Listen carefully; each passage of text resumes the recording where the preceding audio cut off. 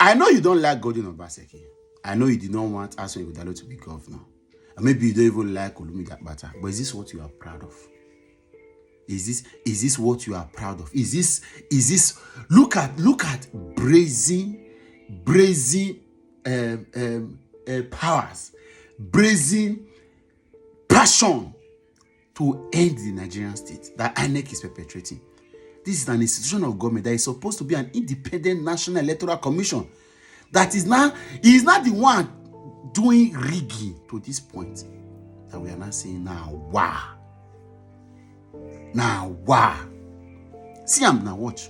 Yeah. If you look at the signature, you realize that the person, the returning officer, the presiding officer, that's a different signature because they hurriedly rigged the elections. I mean, this is very appalling because what we normally see before now is that political parties rig elections through overvoting and other means and all that, maybe tearing ballot boxes or ballot papers and mutilating them. But this is institutional rigging perpetrated by INEC, and this should be a concern for everyone. So if you look at it, you'll see that the signatures are different. Not just that, we contacted one of the best forensic experts in handwriting in South Africa. He is the one who actually verifies whether Nelson Mandela's signatures are actually original since he passed. So he's the one who identifies that. So he's an expert, and this is his expert statement to us. The statement was released to us, or the examination report was released to us on the 29th of October, 2 days ago. And that's why we haven't come public, because we're waiting for that result to happen. Now, if you look at this is his report, right? Q1, Q2, Q3. You will identify that it was one person in INEC who sat down and did all this handwriting. According to the forensic report. So if you look at it, Q1, Q2, the same thing that he used to write this. So if you see 20, his 20 is the same, his 3 is the same, with everything across board. So I'll give you the result, the forensic examination report, and you look at it. So it is appalling. And I think this should frighten everybody. If we do not want to practice a democracy, we should just say we don't want a democracy. We just want to appoint people to go and sit. We shouldn't be budgeting billions of naira to organize an election that INEC will bundle.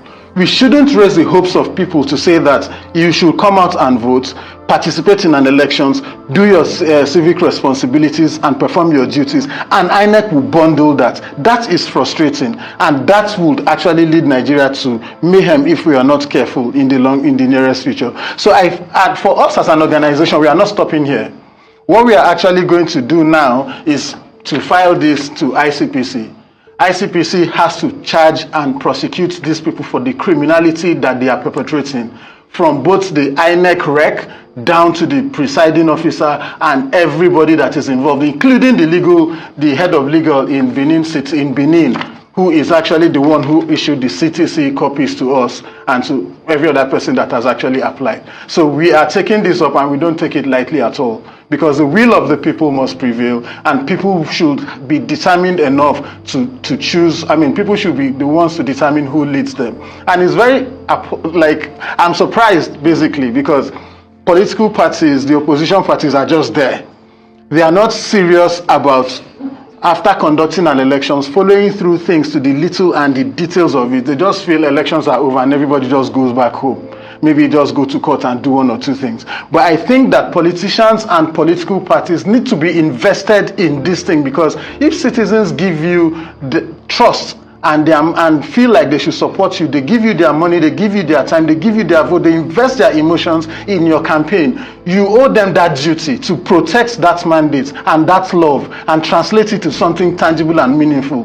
Whatever it takes. People cannot be risking their lives going out and be shot or killed or beaten on the queues of polling units, and then elections are over, you just sit down, fold your arms, and don't do anything. You should be held responsible for that. You've seen it. That was an election that was conducted with taxpayers' money.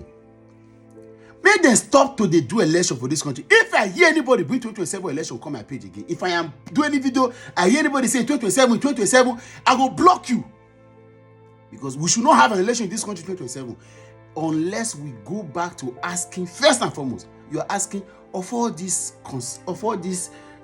trial and error gymnastics and theatrics that Tinubu is doing. How come Yakubu is still untouched? Because he was the one that gave you power. Not be Nigerian people give you power, now Yakubu give you power. That of all the money spent in elections in this country, Kogi election is already a mirage. It's an embarrassment. Edo election don't join. Presidential election was rubbish. Rigged everywhere. Yet nobody has asked INEC to come and account for the monies that are being spent in election. We are wasting money. May nobody put you to a several election come here there. If I see anybody write to a several election from my page again, if you just want to be blocked, just try to say to a several election. I'll block you because it's getting too much. How we have turned ourselves to playground. INEC can have a brazen authority to rig election without recourse, without any form of shame, no fear. It's not worry. Then you see you are going to court, the same court that Wike has in his pocket. The same court. Sent his cousin to INEC. Sent his long-time classmate to police. Now, then they go court where he gets. You don't like the man, Abi? But look at what we are building. This one.